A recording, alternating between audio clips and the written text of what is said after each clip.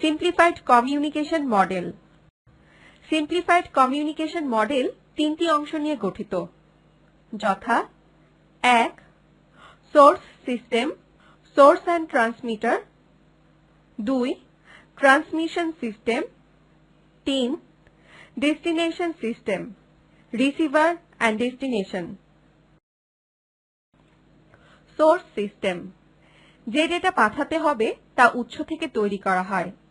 উৎসগুলো হচ্ছে computer, telephone ইত্যাদি।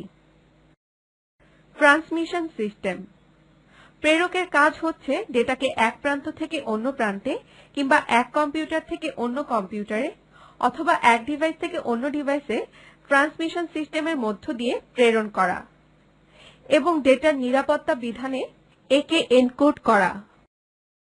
উদাহরণ: মডেম কম্পিউটার থেকে ইনপুট হিসেবে ডিজিটাল ডেটা গ্রহণ করে এবং ট্রান্সমিশন সিস্টেমের মধ্য দিয়ে চলাচলের উপযোগী করার জন্য ওই ডিজিটাল ডেটাকে অ্যানালগ সিগন্যালে রূপান্তর করে। ডেস্টিনেশন সিস্টেম, গন্তব্য ডিভাইস রিসিভার থেকে প্রাপ্ত অরিজিনাল ডেটা গ্রহণ করে। উদাহরণ: কম্পিউটার।